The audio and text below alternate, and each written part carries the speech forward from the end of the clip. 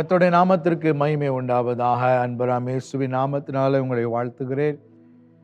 இந்த வேளையிலே ஒரு ஜெயமுள்ள ஒரு கிறிஸ்தவ வாழ்க்கை வாழ்வதற்கு நாம் என்ன செய்ய வேண்டும் என்று சொல்லி வேதம் நமக்கு தெளிவாக போதிக்கிறது.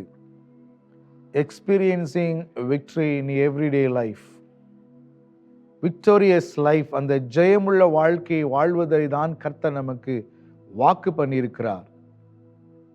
ஆண்டவர் அவரிடத்தில் வந்தபோது ஒரு மனிதன் வருகிறான், ஹீலிங் நடக்கிறது. அந்த ஹீலிங் முடிந்ததுக்கு அப்புறம் அவர் தேடி வருகிறார்கள். கட்டப்பட்ட நிலைமையில வருகிறார். கர்த்தர் விடுதலையாக்குறார், கர்த்தர் சுகப்படுத்துகிறார், கர்த்தர் அவர்களை தொட்டு அவர் விடுதலையாக்கி. ஆனால் அடுத்து என்ன ஆண்டவர் அவரிடத்திலே சொல்லுகிறார் என்றால், இனி நீ பாவம் செய்யாது என்று தான் சொல்லுகிறார். இனிமேல் do not do sin again. அப்போ தொடர்ந்து அந்த வாழ்க்கை வாழக்கூடாது. ஒரு நாள் வாழ்ந்தோம், மீண்டும் அந்த வாழ்க்கை தொடருவோம் என்றால் அது கிறிஸ்தவ வாழ்க்கையாயிராது, ஒரு வெற்றியுள்ள ஜெயமுள்ள வாழ்க்கையாது, மன்னிக்கப்பட்ட ஒரு வாழ்க்கையா இருக்காது. அதனால ஆண்டவர் என்ன சொல்லுகிறார்? சத்தியத்தை அறிவீர்கள், சத்தியம் உங்களை விடுதலையாக்கும். அப்போ தொடர்ந்து நாம் அந்த விடுதலை உள்ள வாழ்க்கை வாழ்வதற்கு we need to know the truth. The truth should remain in my heart, in my life. அந்த சத்தியம் நமக்குள்ளே நிலைத்திருக்க வேண்டும். அந்த சத்தியத்தின்படி வாழ்வதற்கு நாம் ஒப்பு கொடுக்கப்பட்டவனாய் இருக்க வேண்டும். ரட்சிப்பு, பாவ மன்னிப்பு, ஞான ஸ்நானம் இதெல்லாம் நம்முடைய வாழ்க்கையின் ஒரு அடித்தளமாக இருந்தாலும் அதிலே நாம் வளருவதற்கு தொடர்ந்து ஒரு பரிசுத்தமுள்ள ஒரு கிறிஸ்தவ வாழ்க்கை நான் வாழ வேண்டுமெனால், நான் பாவம் செய்யாமல் இருக்க வேண்டுமானால், ஆண்டவர் சொன்னார் அல்லவா, இனிமேல் நீ பாவம் செய்யாது என்று சொல்லி, அந்த வாழ்க்கை நான் வாழ்வதற்கு ஒன்றே நான் செய்ய வேண்டும், சத்தியத்தை அறிந்தவனாய் நான் ஒவ்வொரு நாளும் இருக்க வேண்டும். சத்தியத்திலே நான் வாழ வேண்டும், அதற்கு கீழ்ப்படிந்து இருக்க வேண்டும்.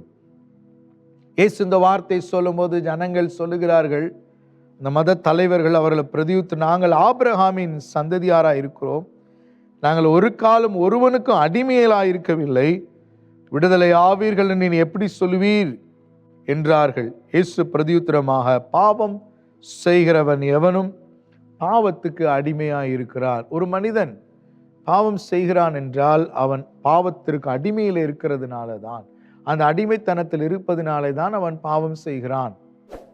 அந்த பாவத்தை விட்டு வெளியே வந்தால்தான் அவன் பாவம் செய்வதில், அந்த அடிமைத்தனத்தை விட்டு வெளியே வர வேண்டும்.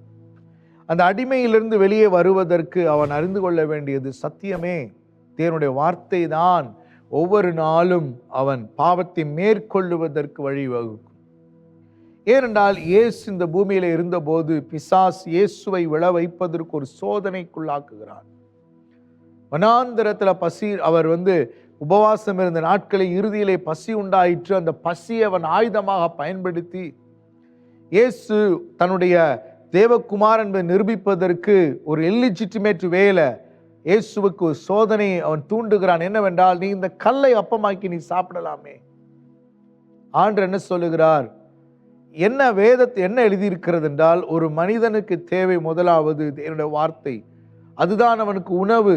அந்த உணவு தான் ஒரு மனிதன் இந்த பூமியிலே உயிரோടെ வைக்குமே ஒழிய, இந்த என்னுடைய பசி இந்த வயிற்றிலே வந்ததான சரீர பசி அல்ல. அது கொஞ்ச நேரம் என்ன வேணா இந்த பசியை போக்கும். ஆனால் என்னுடைய வாழ்க்கையில தொடர்ந்து நான் ஒரு சர்வைவலாக வேண்டும் என்றால், ஆண்டவருடைய வார்த்தை இது அல்லவோ மனிதனை உண்டாக்கினது. God created everybody through his word. அந்த உண்டாக்குற வார்த்தை எனக்குள்ளே இருக்குமானால் அந்த பசி இல்லாமல் பண்ணிவிடும். அதனாலே தான் எழுதப்பட்டிருக்கிறதே, மனிதன் அப்பத்தினாலே மாத்திரமல்ல தேவனுடைய வார்த்தையினாலே பிழைப்பான் என்று எழுதியிருக்கிறது என்று சொல்லி, தேவ பிள்ளைகள், இதனால எல்லாருக்குள்ளரையும் ஒரு விதமான சரீர பசி, அது ஏதோ பாவம் செய்ய தூண்டக்கூடியதான ஒரு பசி. மாம்சத்தில் அது பலமாக இருக்கிறது. கண்களின் இச்சைகள் ஏதோ செய்ய தூண்டுகிறது. ஆனால் அவைகளை செய்யாமல் இருக்க என்னை தடுக்க வேண்டும் என்றால் ஒன்றே ஒன்று, தேவனுடைய வார்த்தை இப்படி எழுதியிருக்கிறது என்கிற தேவனுடைய வார்த்தை எனக்குள்ள நிறைந்து காணப்படும் போது நான் இதை செய்யக்கூடாது. ஏனென்றால் இது வார்த்தை. நான் மாம்சத்தில் இதை செய்வேனானால் அது எனக்கு மரணத்தை தரும். ஆனால் நான் சத்தியத்தின்படி வாழ்வேனானால் அது எனக்கு நித்திய ஜீவனை தரும் என்கிற அறிவோடு கூட நான் ஒவ்வொரு நாளும் இருப்பேனானால் அதுதான் என்னை ஒரு ஜெய கிறிஸ்தவனாக என்னை மாற்றும். தேவ பிள்ளைகள், இந்த சத்தியத்தை புரிந்து கொள்வோம். ஒரு நாளும் சத்தியத்தின்படி வாழ்வதற்கு உங்களை நீங்கள் ஒப்புக்கொடுங்கள். சத்தியத்தை அறியுங்கள். சத்தியம் உங்களுக்குள்ள நிலைத்திருப்பதாக. ஒருவேளை இந்த நாளிலே ஒரு சின்ன பாவம், பெரிய பாவம், ஒரு கேரக்டர் வைஸா, ஒரு ஆட்டிடியூடா, ஏதோ ஒரு சம்பந்தமான ஒரு பாவ காரியங்கள் உங்களை மேற்கொண்டு இருக்கலாம். அதை விட்டு வெளியிலே வருவதற்கு தேவனுடைய வார்த்தை உங்களுக்கு போதுமானதாக இருக்கிறது. என்னுடைய வல்லமை உங்களுக்கு போதுமானதாக, கிறிஸ்து உங்களை வழிநடத்துவார். இந்த கிறிஸ்துவின் வார்த்தை நிலைத்திருங்கள். அந்த வார்த்தை உங்களுக்குள்ள நிறைந்திருப்பதாக.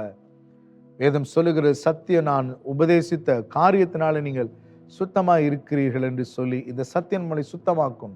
விடுதலையாக்குறது மாத்திரமல்ல, அது நம்மை சுத்திகரிக்கும். இந்த சத்தியத்தின்படி வாழ உங்களை முயற்சியுங்கள். கர்த்தர் தாமே உங்களை ஆசீர்வதிப்பாராக. ஆமேன், ஆமேன், ஆமேன்.